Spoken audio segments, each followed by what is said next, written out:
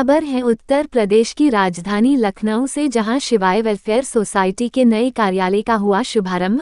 मिली जानकारी के अनुसार पुरुष उत्पीड़न के खिलाफ जागरूकता अभियान चला रही समाज सेविका सुलक्षणा टंडन, डॉक्टर अजय शंकर त्रिपाठी ने नए कार्यालय का फीता काटकर किया उद्घाटन। वहीं इस मौके पर समाज सेविका सुलक्षणा टंडन और उनकी टीम को अतिथियों ने शुभकामनाएं दी, जबकि एडवोकेट योगेश टंडन ने कार्यक्रम में आए हुए अतिथियों का स्वागत किया।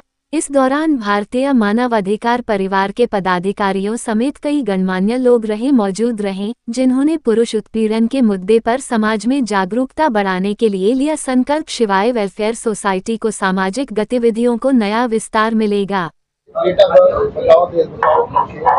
मुख्य क्या उद्देश्य है? मेरी संस्था का जो मुख्य उद्देश्य है वो केवल ये है कि अगर नारी सच्ची है तो पुरुष भी तो सच्चा है ना, तो उसको फिर दोषी क्यों करार दे दिया जाता है? उसके लिए भी कोई प्लेटफॉर्म होना चाहिए जहां वो अपनी बात रख सके। अगर पुरुष समाज के अंदर उसके लिए कोई अधिकार नहीं है, वो इतना बड़ा दोषी है कि वो बलात्कारी भी वही है, सब तरीके से जुर्म भी वही करता है, तो मैं आप लोगों के द्वारा एक ही संदेश देना चाहूंगी समाज को, इस सरकार को और इस शासन प्रशासन को कि 2027 में जितनी पुरुष सीटें हैं फिर सब पे महिला चाहिए। अगर पुरुष इतना बदतमीज है तो हमको अब कोई ना नेता बदतमीज चाहिए, ना कोई अधिकारी बदतमीज चाहिए। अभी तक कितने लोगों को आपने न्याय दिलाया और कितने लोग आकर आपसे जुड़े हैं?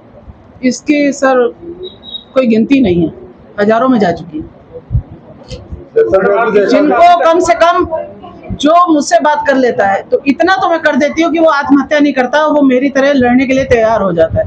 उसका कहना बस एक ही होता है कि मैडम आपकी तरह हम भी लड़ेंगे। आप एक महिला होके पुरुषों की बात कर रहे हैं, किस तरह से सोच आया दिमाग में कि महिला होके पुरुषों की लड़ाई लड़े? क्यों, महिला होने से पहले मेरे घर में पिता भी थे, भाई भी थे। क्या मैं केवल महिला ही हूँ? पिता भाई का अगर महिलाएं नहीं सोचेंगी, पति का नहीं सोचेंगी, ससुर का नहीं सोचेंगी, सबको ऐसे फंसाती चली जाएंगी। पुरुष प्रधान देश में अगर पुरुष ही नहीं बचेगा तो ये महिलाएं क्या करेंगी? यहाँ पे अकेली महिलाएं बचेंगी क्या? बिना पुरुष के कोई परिवार पूरा होता है? परिवार को खा रही है जिस तरीके से। अगर शादी करके पति के साथ नहीं रहना, तुम्हारे अनगिनत अफेयर है, तो आप उन अफेयर को अपने पेरेंट्स को बताइए कि मेरे को ये पसंद है, मुझे इससे शादी करनी है। आप किसी के बच्चे को मारने की अधिकारी कैसे हो गई?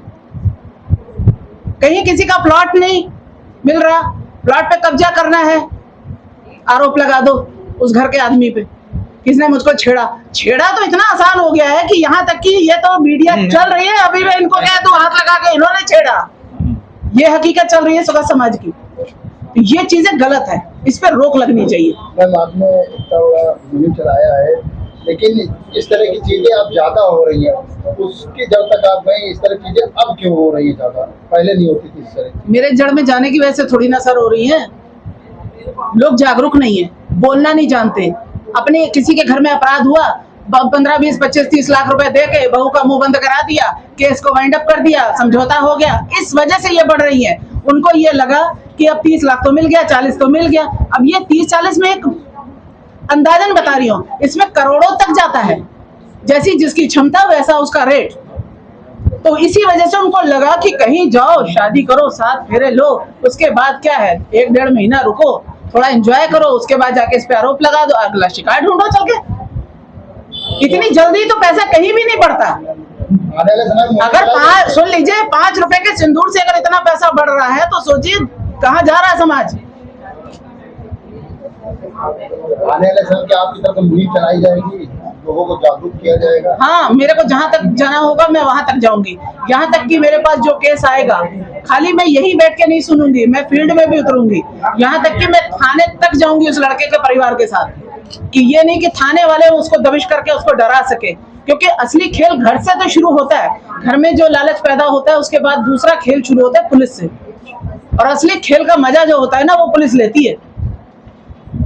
बिना जांच के उल्टी सीधी रिपोर्टें लगाना, एक लड़के को उसके परिवार को फंसाना, 10-10 लोगों के परिवार को बुला के थाने में बिठा के धमकी देना, ये कहाँ की गुंडागर्दी है?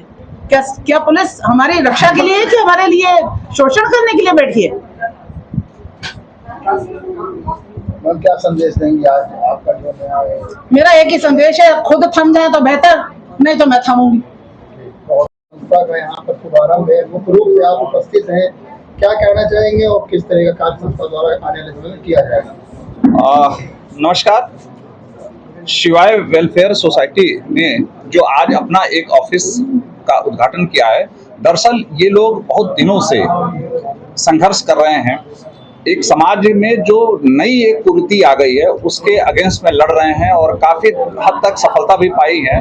सुरक्षा जी मैम हैं, वकील साहब हैं और सारे परिवार इनका लगा हुआ है, इस तरीके से लड़ रहे हैं। मैं इनका साक्षी रहा हूँ, पिछले 2 साल से देख रहा हूँ। एक हमारे यहाँ संस्कृत का सूक्त है, सर्वे भवन्तु सुखिनः सर्वे सन्तु निरामया सर्वे भद्राणि पश्यन्ति माँ कलेषु माँ कश्चित् दुःख भाग् भवेत्। सभी सुखी हों, सभी निरोगी हों, इसी कल्पना के साथ दरअसल समाज जब चलता रहता है धीरे धीरे आगे आगे, तो कुछ कुरीतियाँ, कुछ भाव लोगों में बदलता रहता है।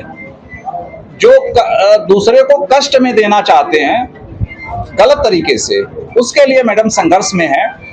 सही तरीके से अगर कोई कष्ट में है, संकट में है, मैम हमेशा खड़ी रही हैं उनके साथ।